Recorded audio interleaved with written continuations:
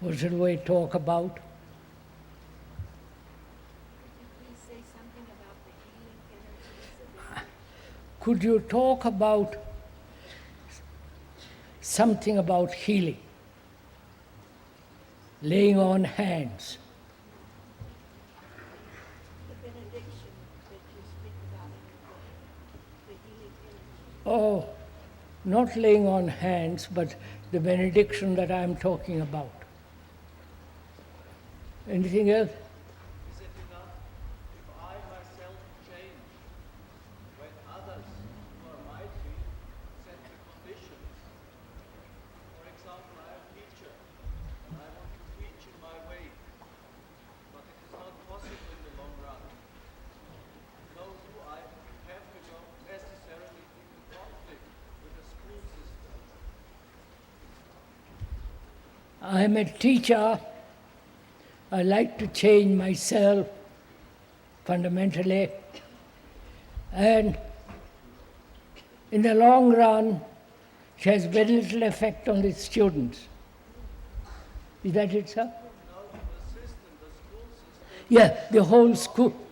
teach like I want. The whole school system, the environment prevents it.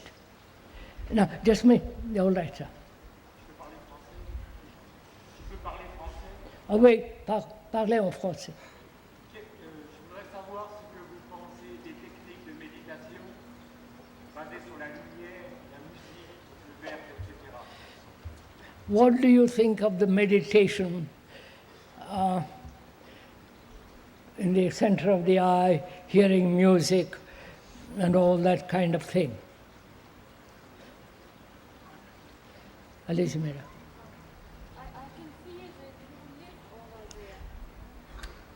And I would like to meet you very much.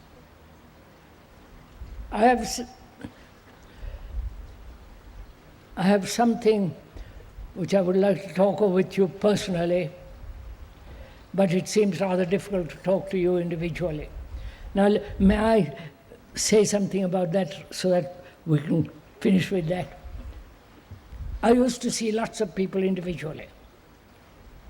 I don't know how many thousands I've seen all my life, but I'm afraid I'm not doing that anymore because I haven't got time, or after I've talked for an hour and a half, all my energy is gone and I have other things to do. So if you will forgive me, I'm not seeing individually anyone. So you are not interested? Come on. Come on. You are not interested? Al contrario. I mean, the lady says you are not interested. I'm sorry, that's not the reason. If I was not interested, I wouldn't be speaking here. Est-ce que vous pouvez parler de la douleur physique? Comment? Pouvez-vous parler de la douleur physique?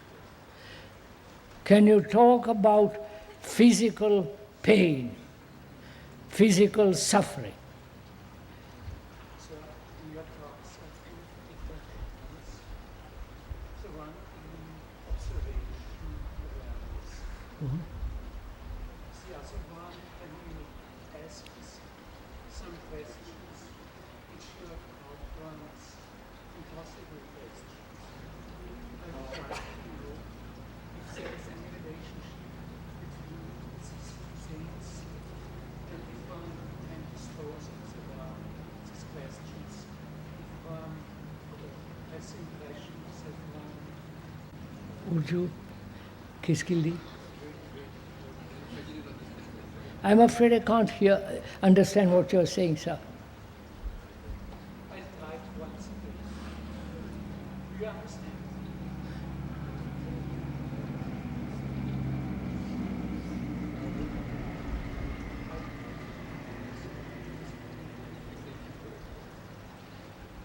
These thoughts, there are two elements. There seems to be which are completely different. So one is observation. And the other one is when one asks us questions which has one out one's impossible questions. It says, gentlemen, in your talk, there is two different elements. One is observation, awareness, and the other is the question you ask is you call yourself impossible question. Huh? I haven't understood the question, sir.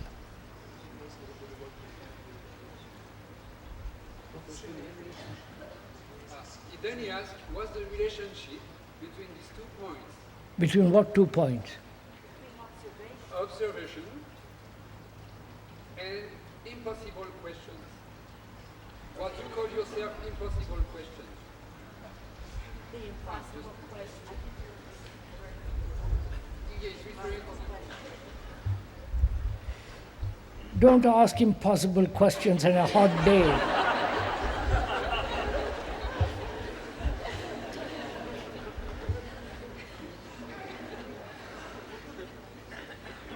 I really don't understand the question. Perhaps we'll go into it as we go along with other questions, if I may.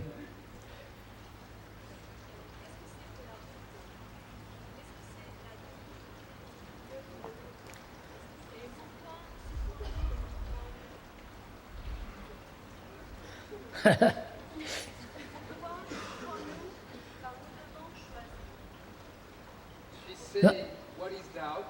What? She's saying, what is doubt and why are we suffering when we have to choose?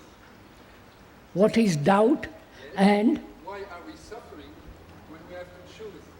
why are we, what is doubt and why is it that we suffer when we choose? I have one question too. Is a person who has an innocent mind can meet at the same time, on the same level, a person who has a damaged brain? How can one meet another human being if one is somewhat sane, the other is not?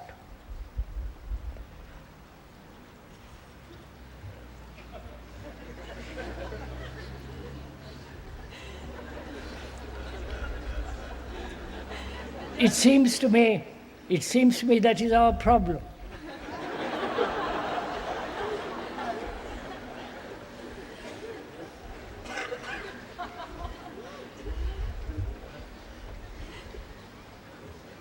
You may be all very sane and I may not. I may be very, So that's the problem. So what shall we talk about this morning apart from several questions about meditation, seeing lights and all that, visions, physical health, how to meet people who are perhaps not so neurotic as oneself, and so on. You also love to escape. Beg your pardon? You also like to escape. The question is, I like to escape from what? For me. From you.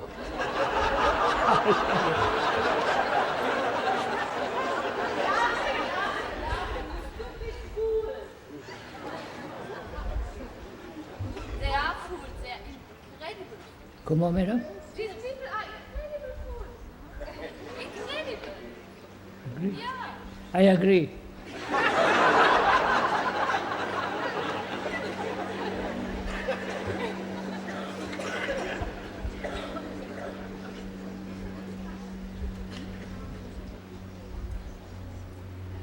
May I ask a question? Perhaps it may include the other questions. And I'm not imposing my question over yours, but may I ask a question? May I? No?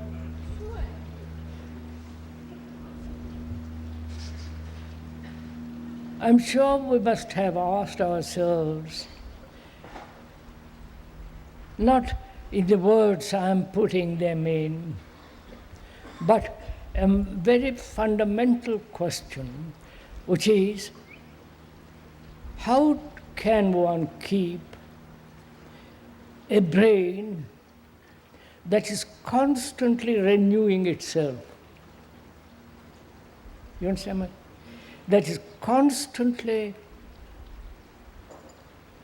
not deteriorating, not getting old, not getting senile, but that doesn't damage itself, that doesn't allow itself to be damaged, that has a quality of constant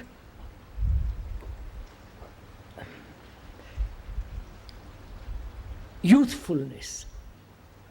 You understand? The brain, not sexually and all that kind of stuff. Is this an important question to any of you? Not because I'm asking. I'm asking if it is important to each one of us. Whether it is possible as one gets older and older and older to have a brain that is fresh, young, undamaged, free, so as to have a mind that is quick. Not only quick in thought, but in action. After all, youth means decision and action. It may be foolish decision and foolish action, but as one grows older, there is always the deteriorating factor, not only biologically, physiologically, but also in the brain. Would that interest any of you to find out whether it is possible to have a brain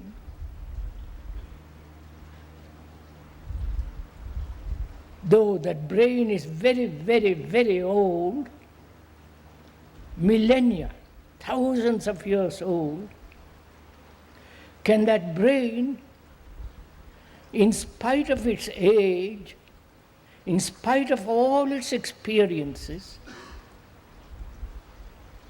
the accumulated burdens of knowledge, can that brain be ever, if I can use the word young, you will understand what I mean. Not young in the sense foolish, not in the sense dull, heavy, and so on, so on, so on. Or would you like, shall we discuss that? Would that be of interest to any of you? And do please, I'm not asking you to be interested, I'm just asking. As you ask a question of me, I'm asking you a question. And in spite of the physical age? In spite of age, of course.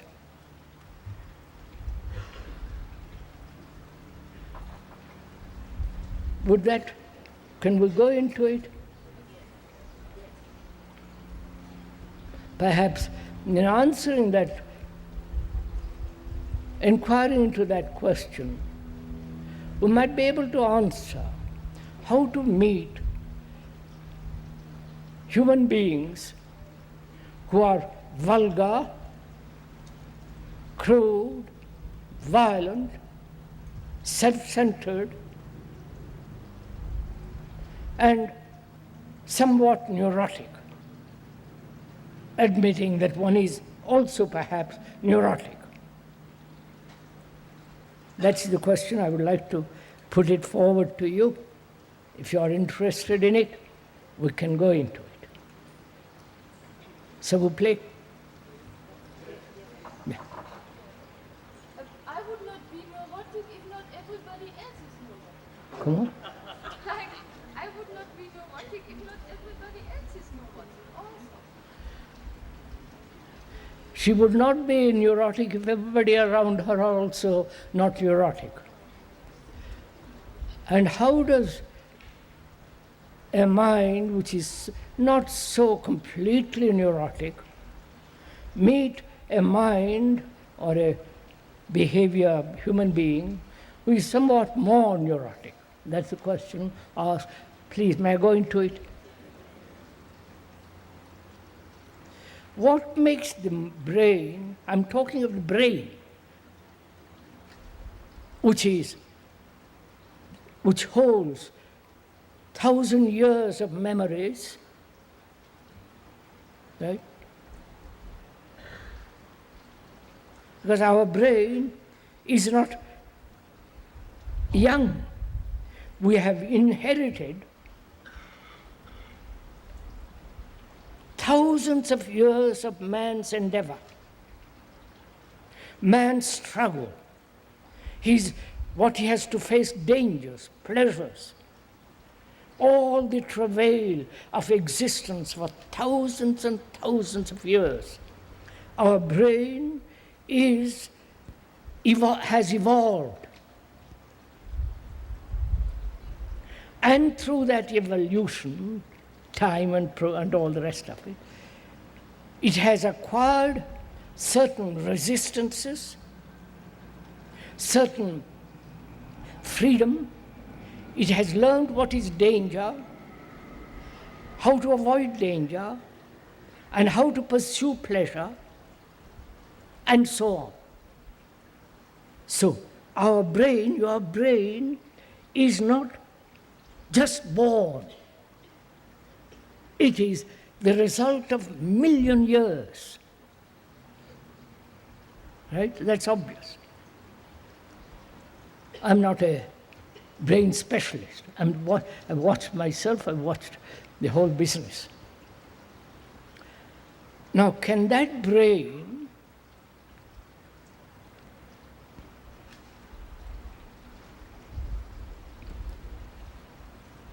unburden itself from the past,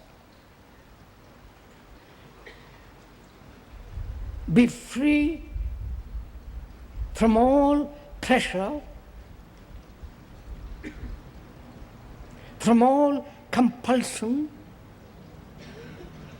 various forms of addictions? Right? I'm asking that question. That is, what damages the brain? Let's begin that way. You find out. Let's talk it over together. Perhaps I may be more neurotic than you are, or I may be a biological freak. So you have to talk over together, show to each other, help each other to understand this question. Now, what damages the brain?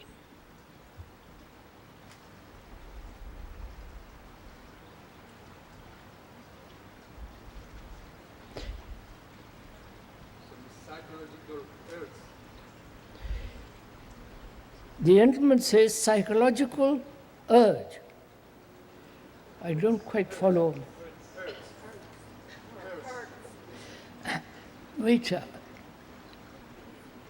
more basically than that, what destroys the brain? Contradiction. When there is contradiction, that is, feeling one thing, doing something opposite to that, thinking something, and saying something entirely different from what you think, or there is this desire to do something, the drive, and there is also the opposing drive. Right? So this is what the gentleman means by, if I understood him rightly, contradiction. Now, what takes place when there is contradiction? What takes place in your life, I don't have, please think it out for ourselves. What takes place when there is contradiction, opposition? One desire opposing another desire. What takes place? Conflict. Huh? Conflict. Conflict. Could we say then that conflict in any form, biological, psychological, or one thought opposing another thought and so on, this constant conflict, this constant battle outwardly and inwardly is one of the factors of the brain being damaged.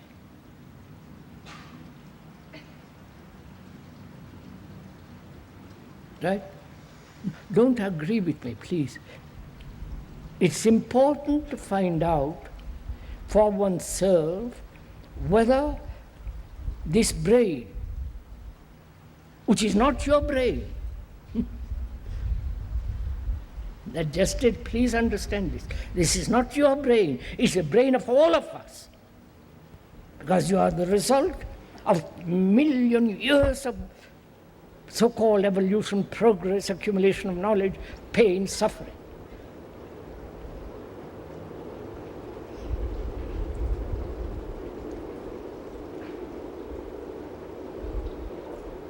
So you call that, you tell that Un instant, un momento per favore, il treno. you say, in telling what you have said now, that we are at this subject all in the same position. But I can understand that the inheritance are so different.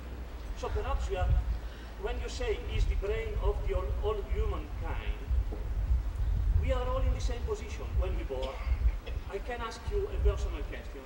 When you born, you were conditioned and you free yourself after this? No, Or is a birth you do after? No, Or these sir. things can- No, don't go off into detail yet, please. Just wait a minute. Prego, un momento. Would you say your brain, which is the result of thousands of years, is different from my brain, which is also thousands and thousands and thousands of years old? Or we both of us have passed through the gate of experience, of pain, of suffering, of agony, and so on, so on, so on. That brain may be conditioned in a culture which is different from another culture. It may be educated differently from another culture which has its own education. But the basic quality of the brain is that being thousands of years old, it is more or less the same, similar, though outwardly it is different. We'll go into that, leave that for the moment. I'm asking myself, and I hope you're asking yourself too, what are the basic elements that bring about damage? Let's forget your brain and my brain are the same, leave all that aside. We said one of the causes of damage is this constant effort, conflict, struggle,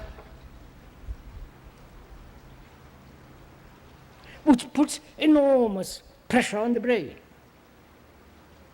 right? Or don't agree to this? What do you say?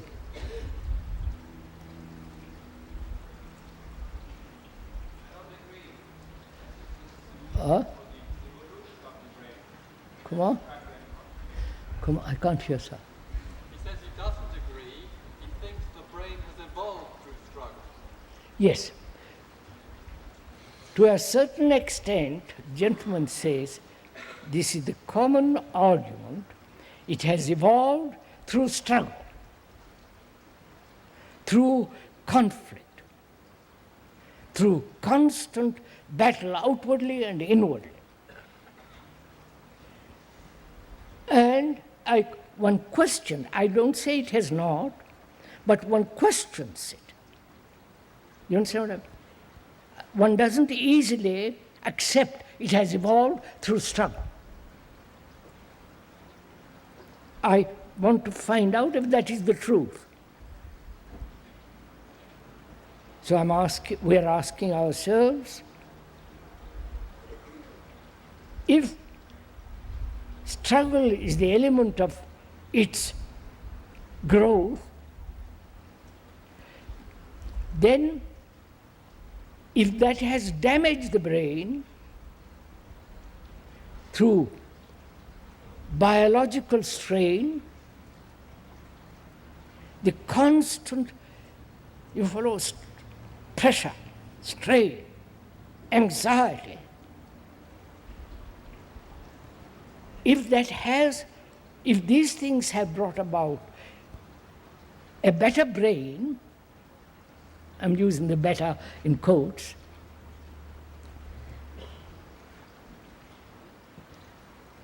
after millions of years, what have we achieved? What have we come to? If the brain has evolved and become extraordinarily beautiful, marvelous, after thousands of years of struggle, and what are we at the present time? That's the criterion, right?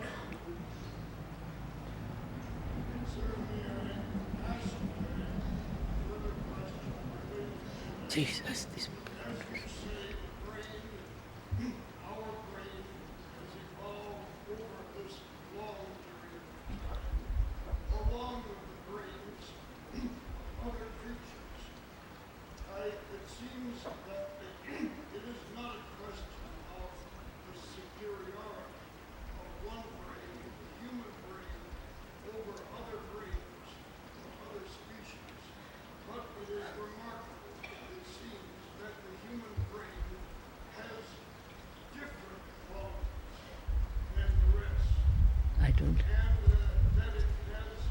Sir? Along with this gain, the possibilities of pain and contradiction through its memories, its desire to repeat past experiences. I'm sorry, sir, I can't hear. I'm sorry, I was asking what the difference is between the human brain and the other brains which have evolved along with it.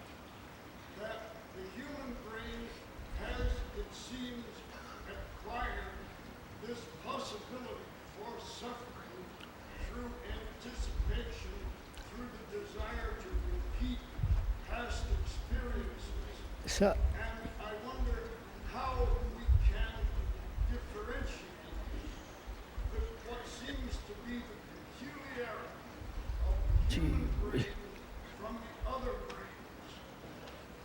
look, sir, if I may ask, we must take our brains as they are, right? As we are. Not say, are we different from the animal, or are we different from the little baby, or different from the extraordinary animal called the whale, and so on. I am We are talking of the brain that we have now. Not the brain of the animal, but as we are now. We are saying if through struggle, through conflict, we have through millennia, man has produced this extraordinary brain.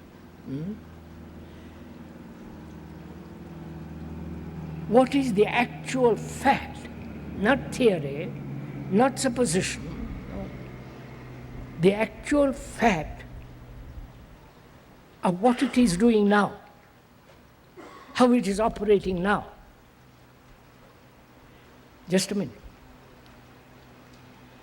I do not know if you have read in one of the magazines that we've had wars for the last 5,000 years. That means historically, that means wars every other year. Right? And we are going on in the same pattern. Right? The way of killing has become much more efficient, much more complicated. You can destroy human beings by the million and keep the buildings intact. Is that the result of our excellent brain? You followed? So we are saying, is strife, conflict, battle within and without, does that really make the brain young, fresh? There may be another way. You follow? We have accepted the norm, the pattern, that as a tree struggles to reach the sunlight in a forest or in a wood, so we must struggle to have more knowledge, more this and that and the other. So I'm saying there may be another way which may bring about a different quality of the brain, which is not hurt, which is not under pressure, if one understands the futility of effort. We don't know. Such a state exists. You don't know. I can put the problem. No, écoutez. Who gives me the answer if it's possible that the humankind can go without conflict of knowledge? I don't know. Sir, you're not listening to what I'm saying. I said there may be another way. You don't know. I suppose. I said there may be. That means, in English, perhaps. A probability. So don't say, we don't know. We have said that struggle has not brought about intelligence in our life. It has become very clever to protect itself, but it is not intelligent when you have wars, practically every year, all over the world. Obvious, huh? And I'm suggesting perhaps there may be the other way. There may be another way of living and perhaps making the brain much more alive, young, fresh, if we understand the futility of effort.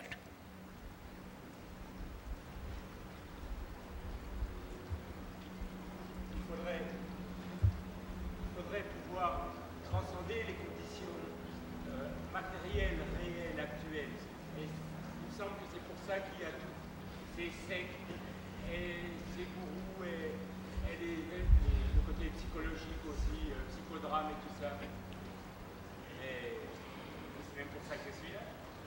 the present social structure is based on this question of competition, right?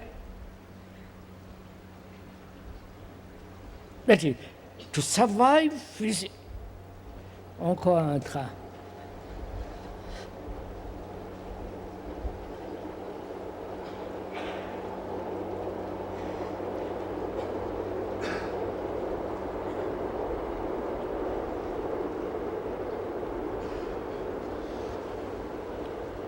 Our present social structure, with its economy and so on, is based essentially on competition.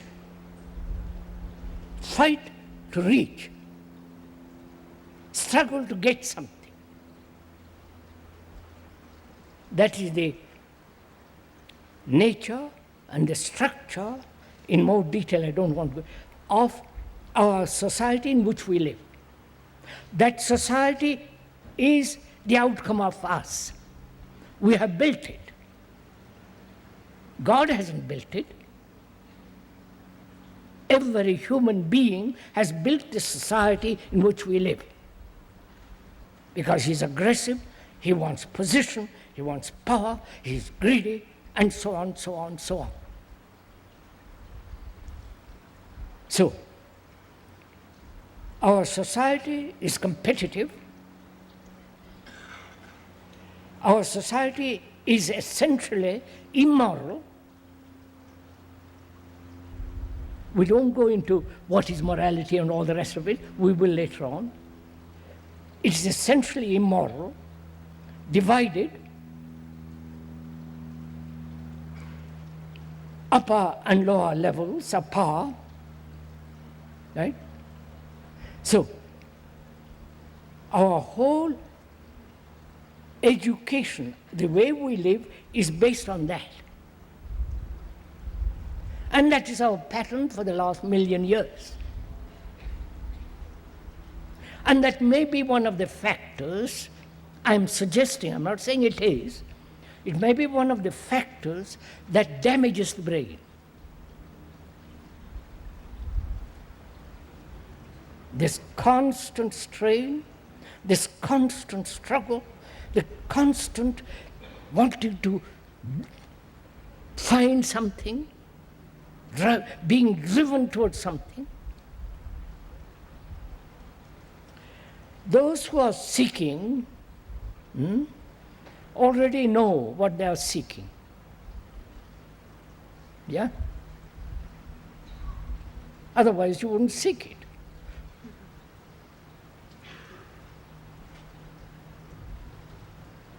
So, we are saying that's one of the basic factors of damage. Can we live? Again, a probability, asking. I want to ask these questions, because otherwise we just remain where we are.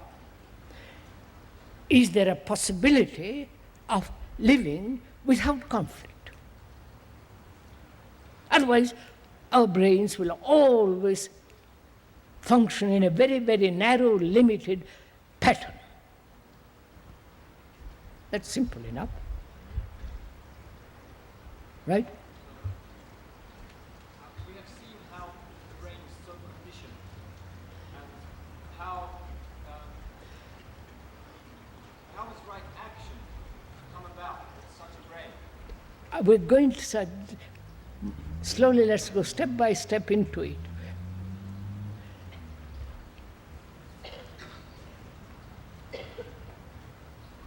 And if that is the factor, why our brains, as we grow older, becomes more and more worn out, more and more repetitive.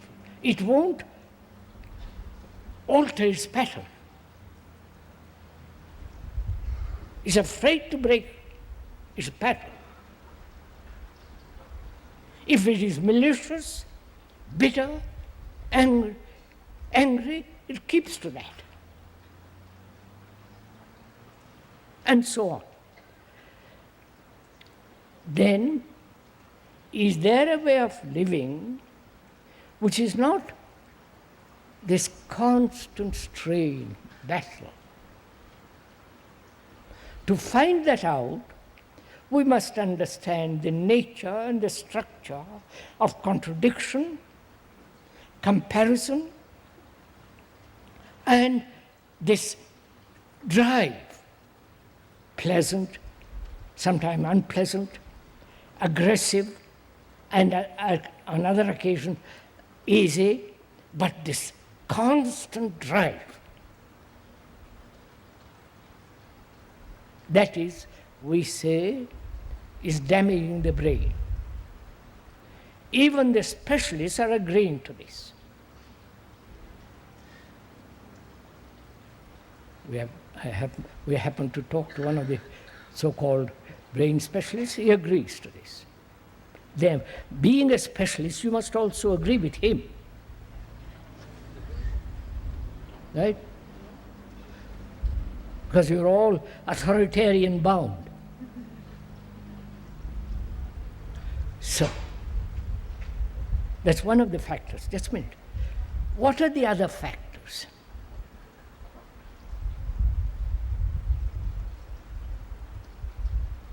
Go on, sir. It seems to me that Huh? it seems that my thought doesn't want to end itself. My thought doesn't want to end itself. Says his thought doesn't want to end itself.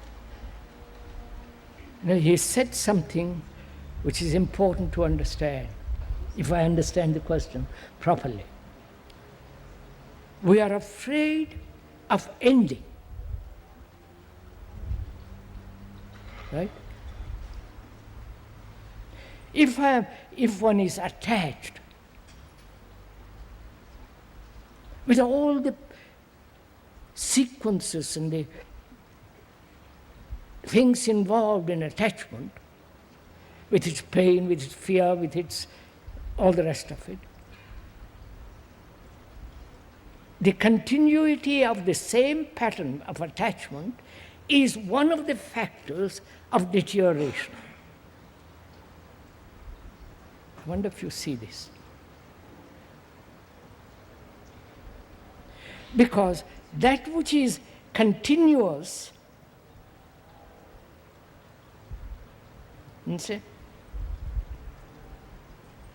is habitual, routine, mechanical.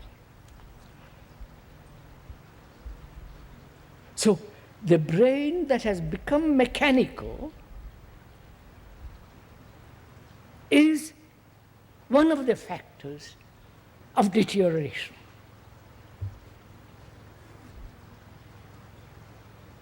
Right? Oh, this is obvious. No?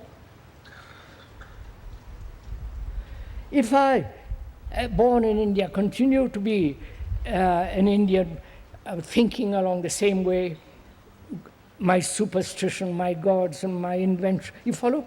Routine. It is obviously mechanical, traditional, and therefore it is damaging itself. Now admit, that's one of the factors. That is struggle, effort, battle with oneself, and a mechanical process of a mechanical way of living. Following the tradition, it may be 2 days old or 10,000 years old. That means that which is a continuous movement in the same direction is one of the factors of deterioration. No? Doesn't the continuous movement imply struggle? Isn't it the same? Because if I don't struggle, I cannot move it continuously. I may continue this way or I may continue that way. But continuation itself is a struggle. Is? It's the same as struggling. Yes, sir. Agreed. That's understood.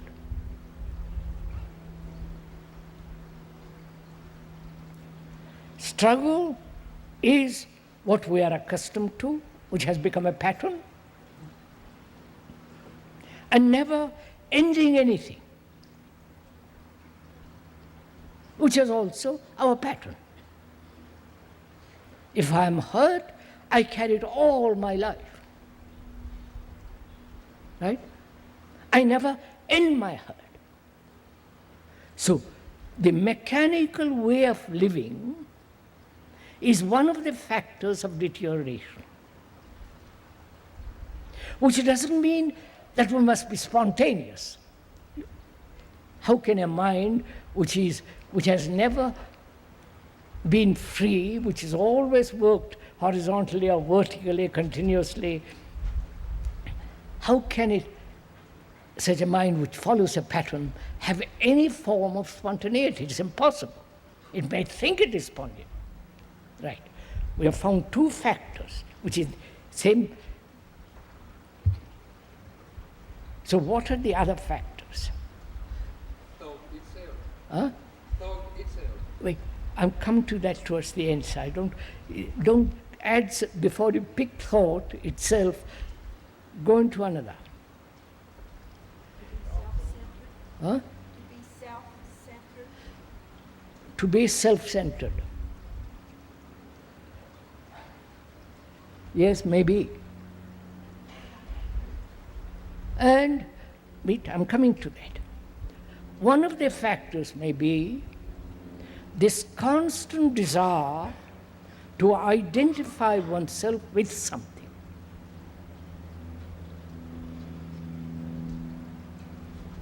I'm asking you, don't accept it or deny it, but find out. This constant exertion, drive, impetus, desire to say, I am that.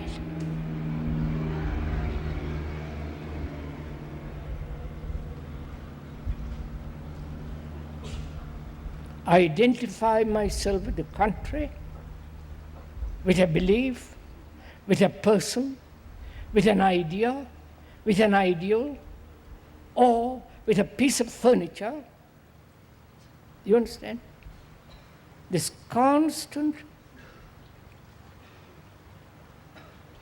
movement from what I am to what I should be. And identifying myself with what should be, which is again a battle. Right? Right, sir? So what are the other factors? Effort, a way of living in a routine. If that is broken, you form another routine, which means a mind, a brain that has been accustomed, it is its habit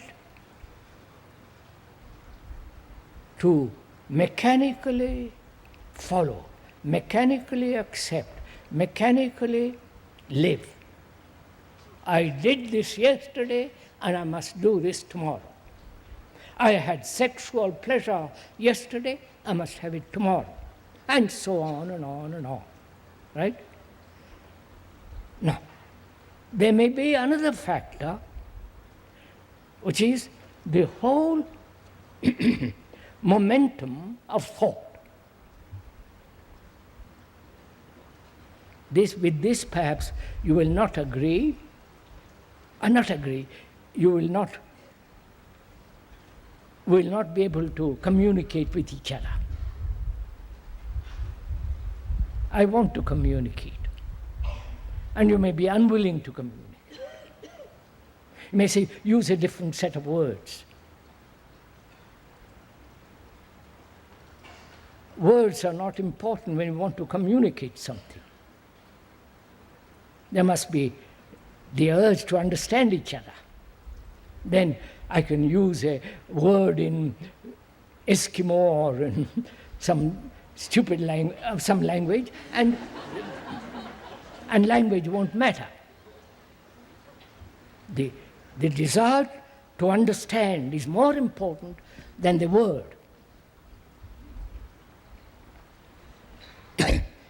So, I'm asking, is one of the major, perhaps the only factor that damages the brain is this constant movement of thought.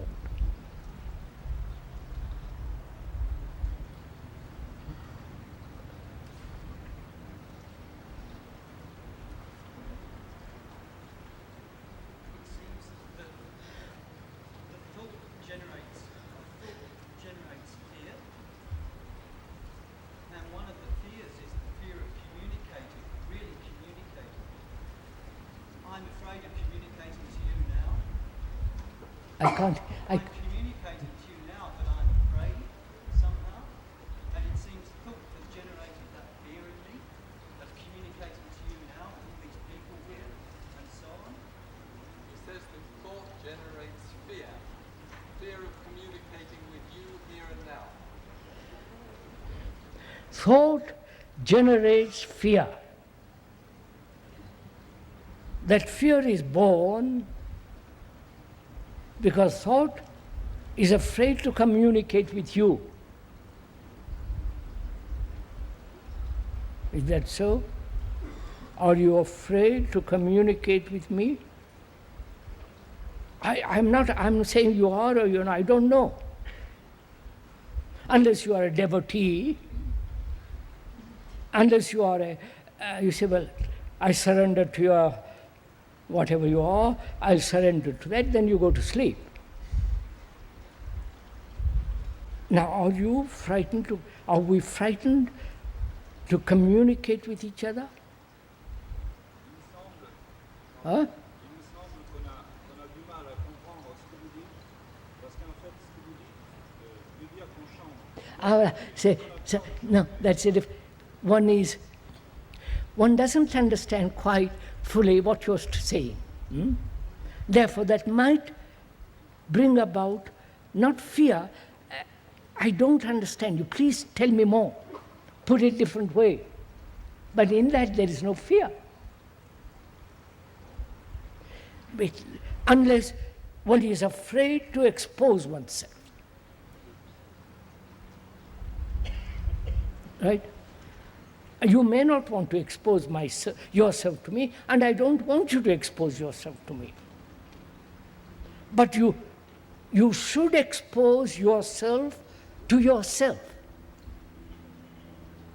See yourself, perhaps expose yourself is rather equivocal word, but you should see yourself as you are. And the function of a speaker is not important if you use him as a mirror to see yourself as you are. Now let's proceed. We said one of the major factors, and perhaps the only factor, is this constant movement of thought.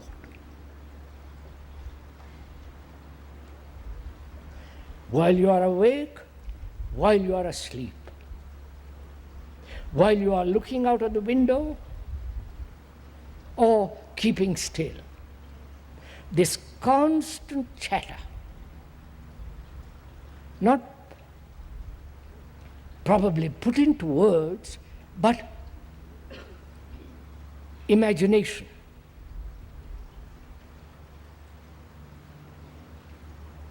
Looking at things and giving them a name.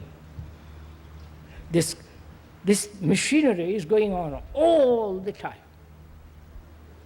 And we are saying that may be the real damage to the brain.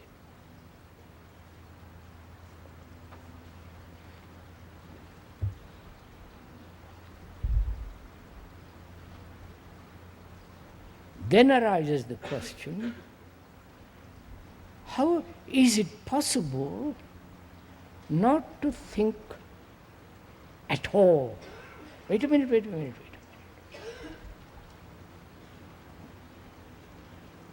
That is, the whole idea of controlling thought so that it won't think about anything except what it is directed to think about. You understand what? You understand this?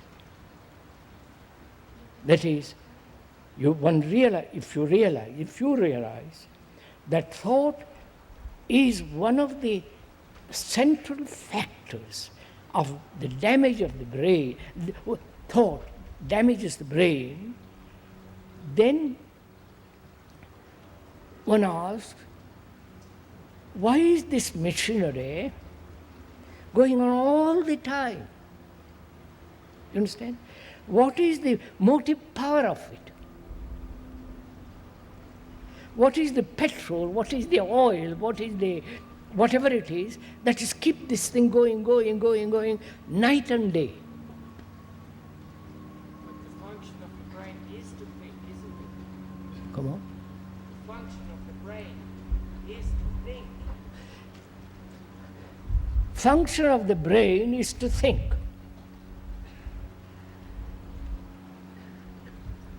Is it? Sir, don't posit anything. Don't be definite, if I may politely ask you. Let's find out. So, if thinking is the nature of the brain,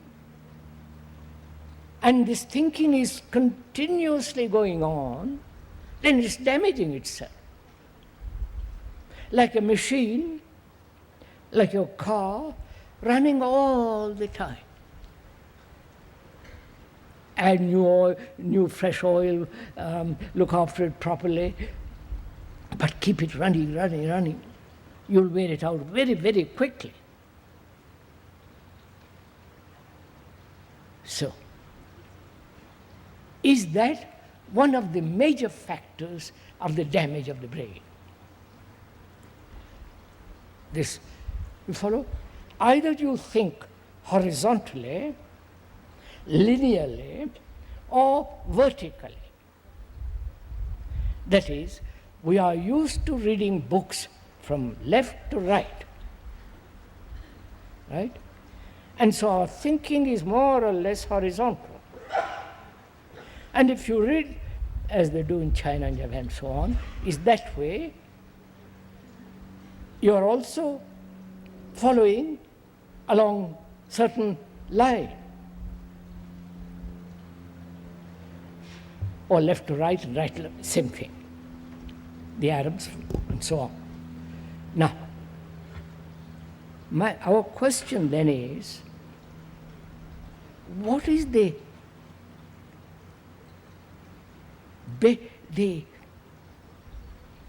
petrol, the oil, the energy that keeps this thing going over and over and over again, right? What is the source of this energy which is now being used for thinking? Huh?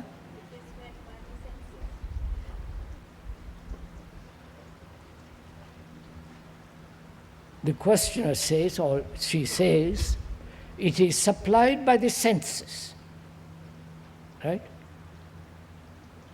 Is it? When you keep your eyes opened and look, your senses are looking. But you can keep your eyes closed and keep on thinking. Is thinking only the result of the senses? Or is thinking based on another, which is memory and so on? One wants to find out what is the energy that is being used in this perpetual motion of thought. You understand, sir? That means that one is living in the past. No, no, no, no. Just, sir, don't say it is.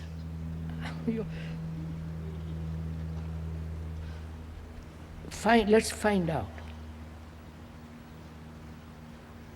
What, see, there is energy, right? Energy which is being used through conflict, which has become mechanical, routine, and we said this constant identification. All this energy is used along these lines.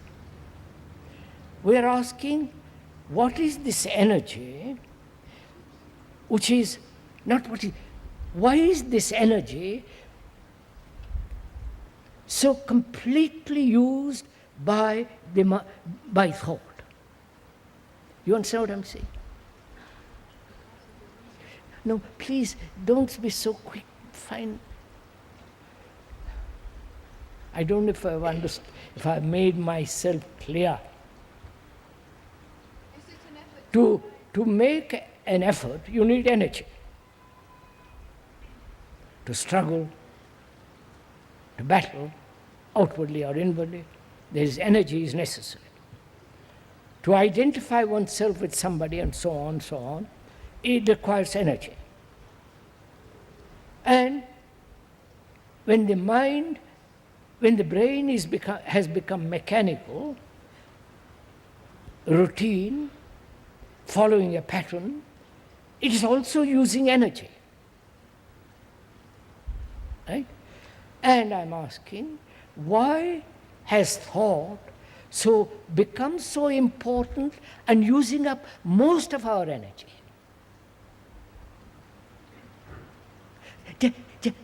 I've just stated, madam, I'm not clear myself whether I'm telling what I'm observing, putting into words. If somebody understands what I have said, please carry on. Is it because we're trying to control? We're trying to impose control Huh? on our environment. We're trying to control. Any form of control is another wastage of energy.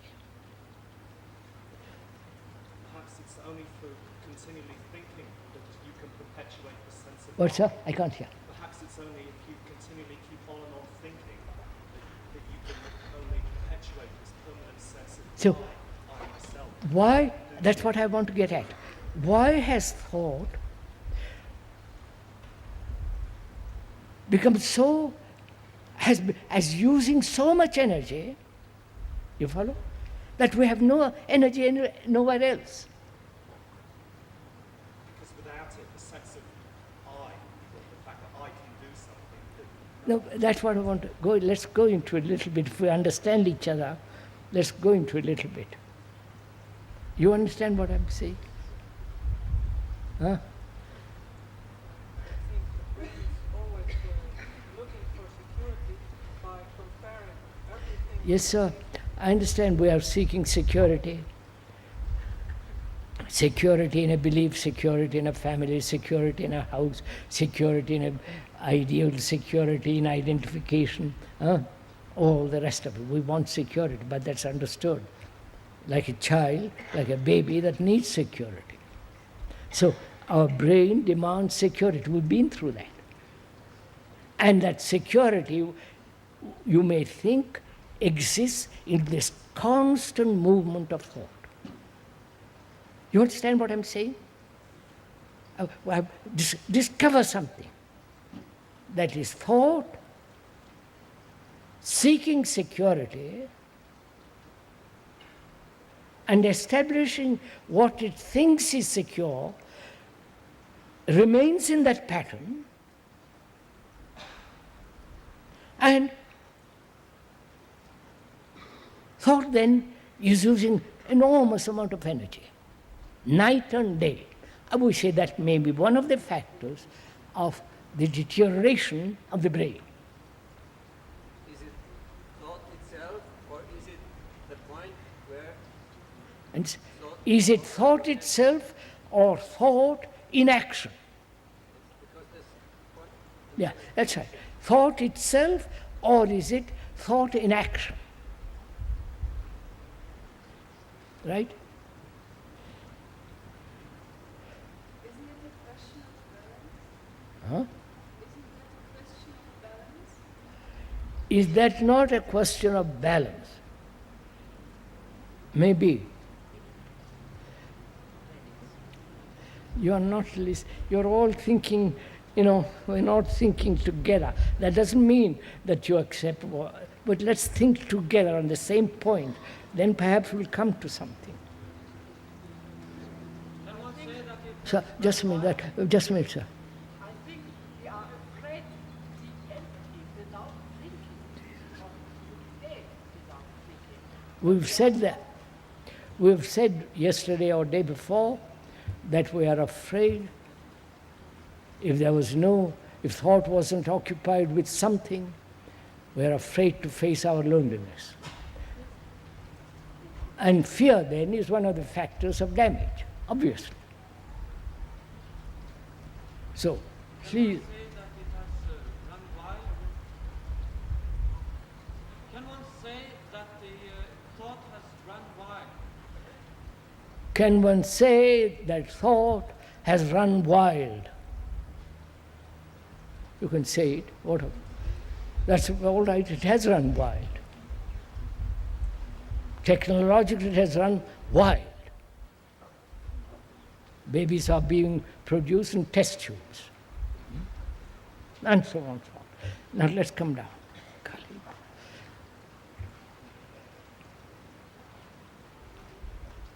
I want to find out a way of living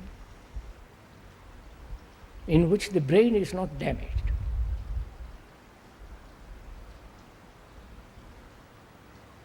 Can it be a way of living that Jesus. does not produce all of the mechanical things, all of the technical things that are peculiar to as products of the human brain? Can we have those things which are products of thought, which relieve our various forms of discomfort or our fear of discomfort, our fear of personal discontinuance? We went into all that during the last few discussions and talks, but I want to get at this, please. Let's find out.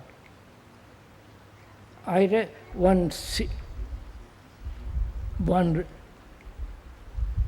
observes clearly that constant effort does damage the brain.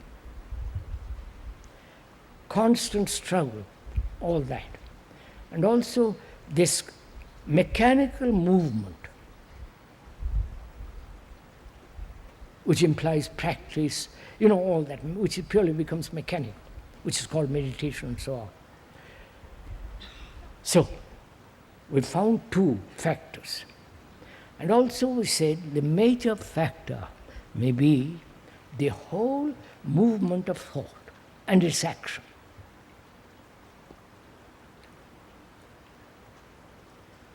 And we asked, why has thought become so important? Using up such tremendous energy, night and day,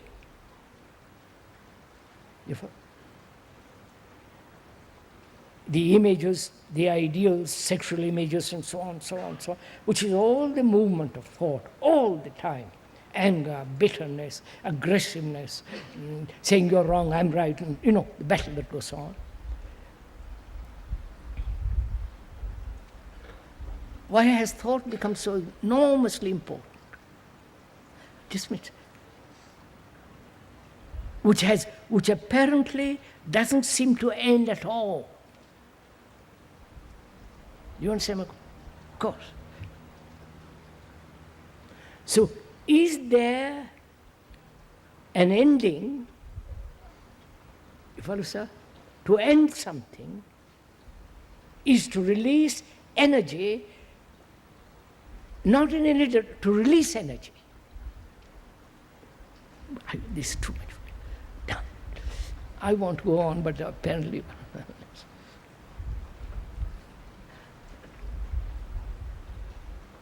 Do we recognize, sir, the one central factor, that thought is in motion, is in movement from the moment you wake up till you sleep, and when you sleep it is there all the time. And so it may be mechanical. So thought is mechanical. Therefore, it's factor that is a deteriorating factor.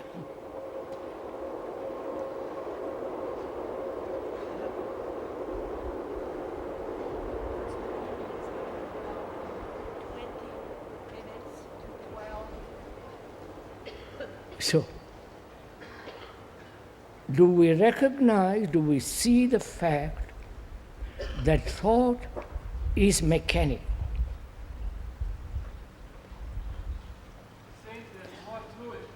It seems there's more to it.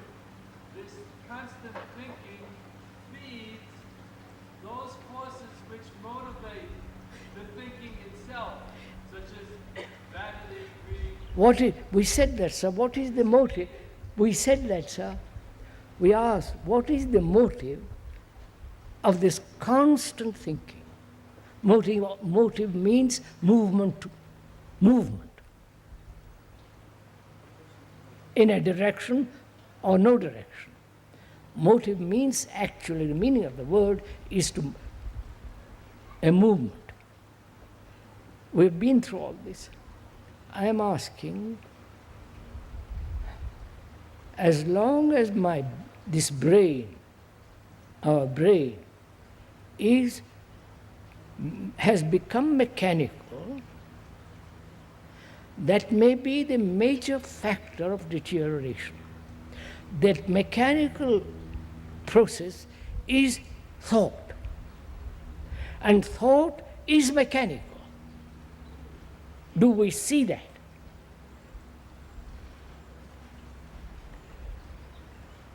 You may invent the most marvelous engines, but it's still the movement of thought.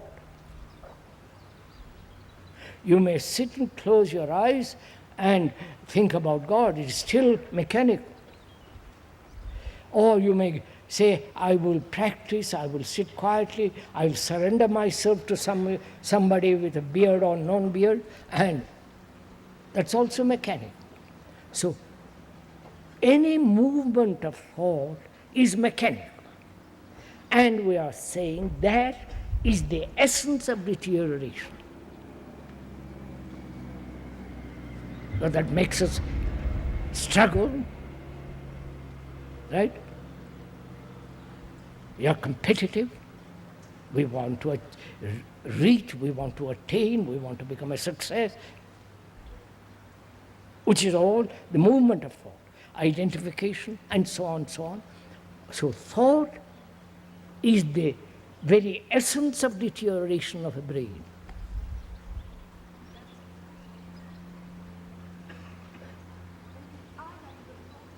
Huh?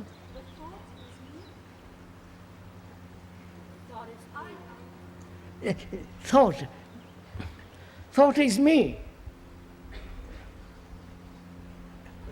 But is it not possible that there is, within the field of thought, another area where thought is organic and living? Is thought generally just mechanical? So that means we have to go into the question of what is thought? What is thought? If you had no memory, you wouldn't be able to think. Memory is the accumulation of experience as knowledge, right? That's obvious. No? Please, this is even the most profound scientist says this. So please accept it.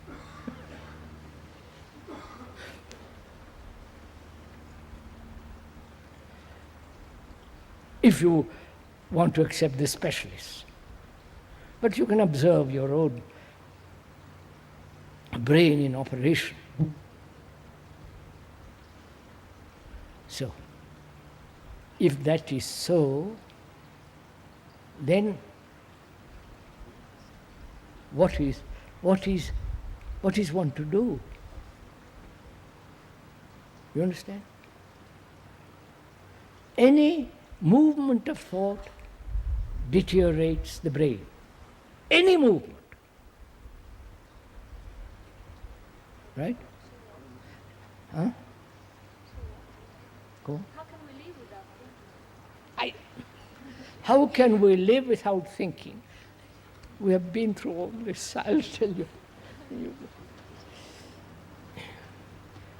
Isn't it time to stop? Huh? 11:45. What is one to do, you said? It is not Would you listen if I tell you? very attentive. Huh? Very attentive, all of us. I've already told you.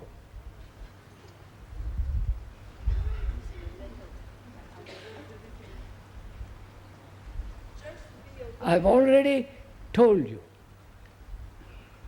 So you haven't listened. So I've already told you. Either I'm an idiot saying I've already told you when I haven't, or a liar, or you haven't listened. So would you kindly listen again?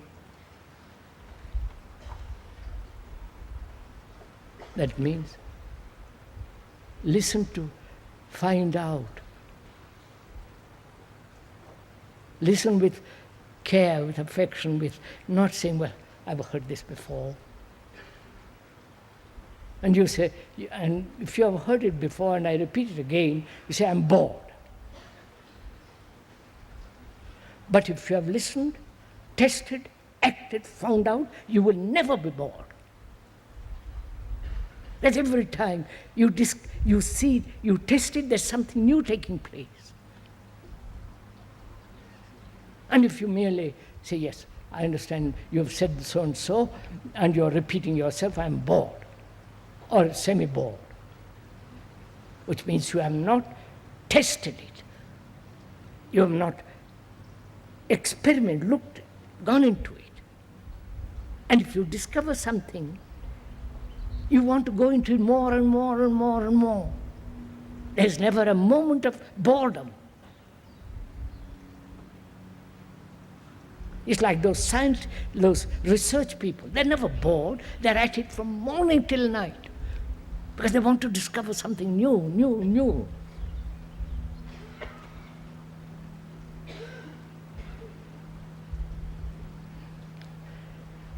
When we are confronted with this enormous complex problem, which is that thought in its very nature and structure is the major factor of the deterioration of the brain, from that you ask, what is one to do? Right? Please listen. Who is asking this question? Thought is asking that question. Right?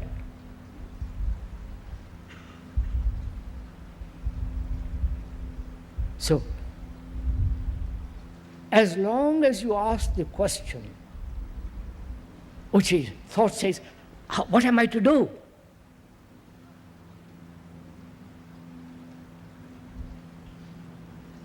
Then thought says, I must find an action which will get rid of my routine, my mechanical process. How am I to stop thinking?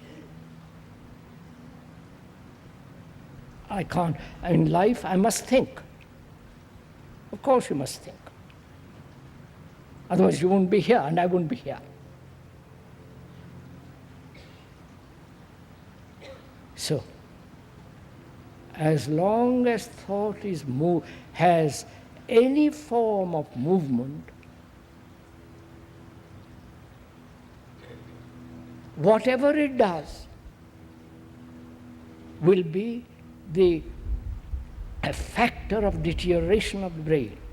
Now, if you really understand that, really see the truth of it, you're finished. Then you have placed thought in its right place, which is thought being the outcome of knowledge, memory, experience. Thought is necessary to drive a car, to take a bus, to go home, to go to the factory.